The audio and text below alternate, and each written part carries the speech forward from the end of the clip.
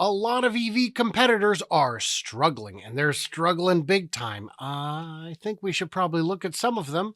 Maybe their buyers are struggling too. Joining me to discuss this amazing topic is Randy Kirk, best-selling author and world-renowned bottle opener salesman. Uh, I'm Brian. Welcome to Futuraza.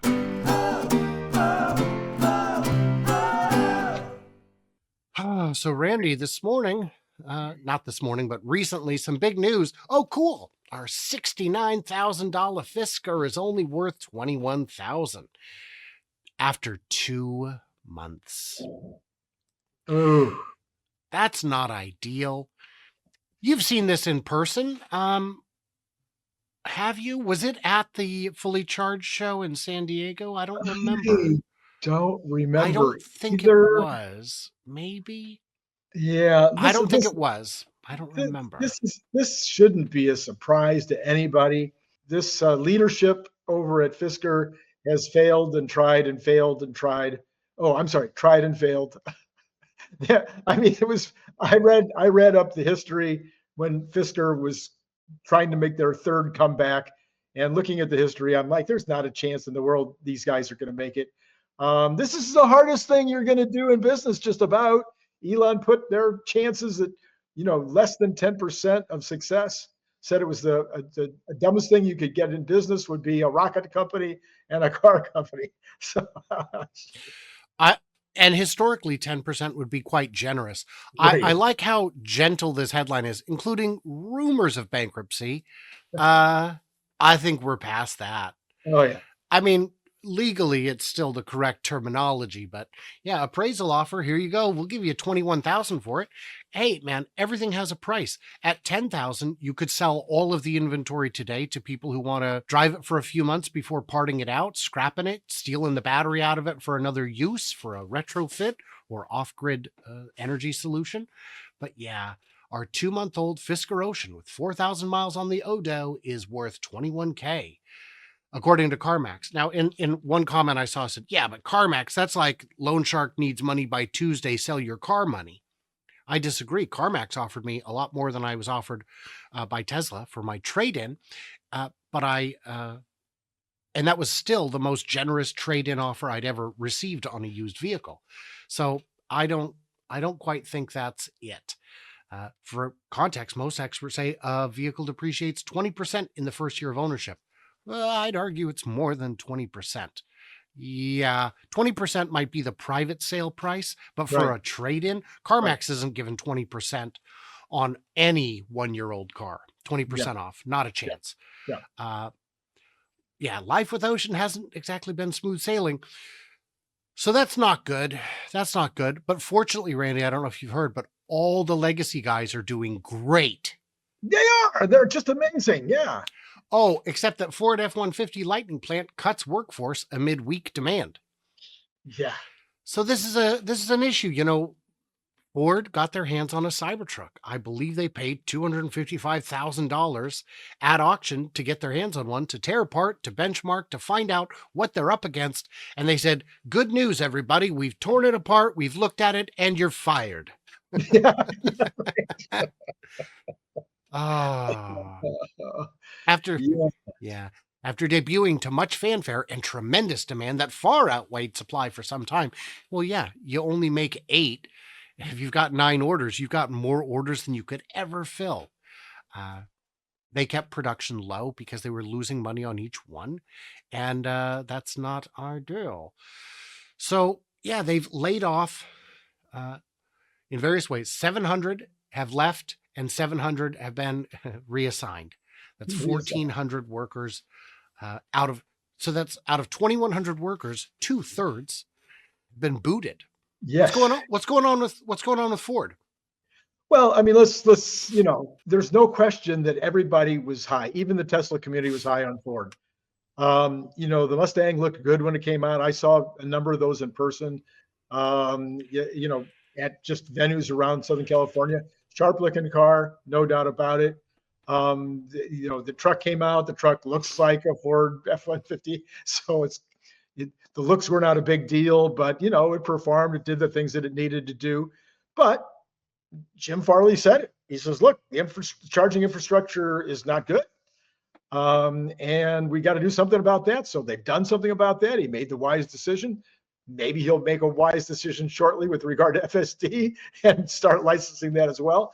But at the end of the day, oh, that phrase again, can't we kill it? Isn't there some way to kill it? I can't even kill it in my own head. Anyway, it turns out that the Ford F-150 Lightning and the Mustang are okay cars. They're not bad EVs, but they're up against a category killer. I mean, they're up against a car that's just absolutely amazing by any comparison. When the F-150 Lightning came out, there was excitement. There was buzz. You and I saw it. I think both of us saw it for the first time at Fully Charged in San Diego a year and a half ago. There was one on display there that one of the vendors had brought, one of the speakers had brought, and it drew a crowd. People wanted to check it out. But at the end of the day, it was just a truck. Unless you're looking under the hood at the Super Mega Frunk, great branding for a vestigial organ. There's not much going on there. The buzz died quickly, as opposed to the ID buzz, which hasn't hit the shores yet. That, I imagine, will also have a big impact when it gets here, because it's got a great looking style about it. But we've just released the darn thing already. But the Cybertruck is a showstopper everywhere you go. MKBHD, Marquez Brownlee, made a video the other day about living with the Cybertruck. Now, in the video, he didn't drive his own, even though I understand he has one, but he drove the Cyber Beast. He wanted to show the Cyber Beast rather than his own, or vice versa, whichever it was. And he said the most dangerous thing about this vehicle is everyone else on the road. And he showed a bunch of clips of people like trying to get pictures, walking. I mean, and that will fade a bit in time, and we'll get a better picture in, 6 months as to where it is.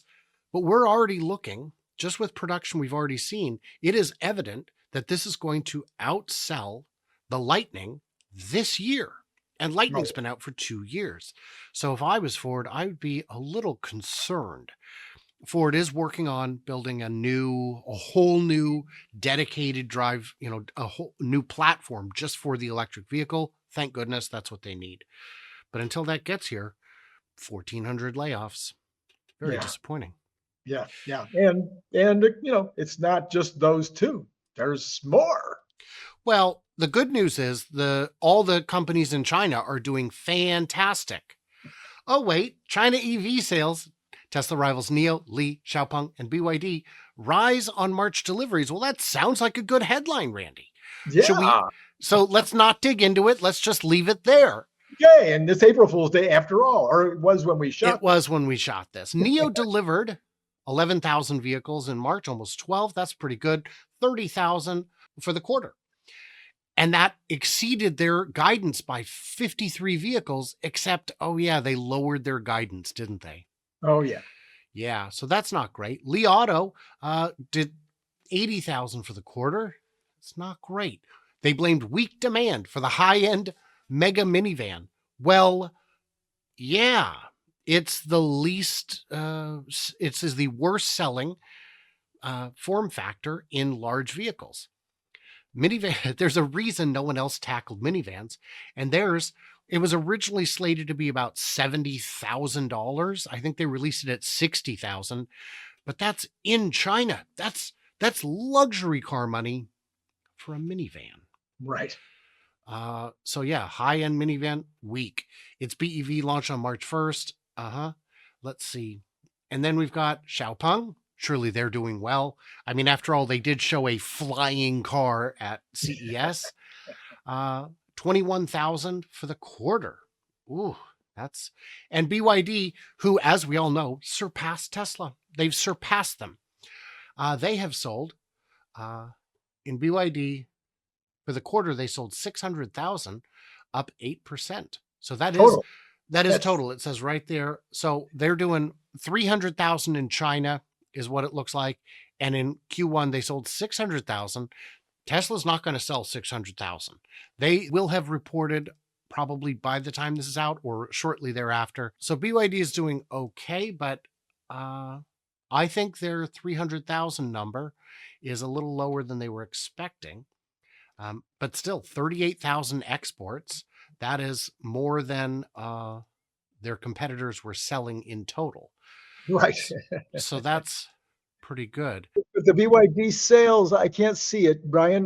The BYD sales were those BEVs or all EVs? See, that's counting their They're hybrids. hybrids. So Yes. I don't know if they're still selling hybrids. Their product mix has been increasingly shifting to pure EV.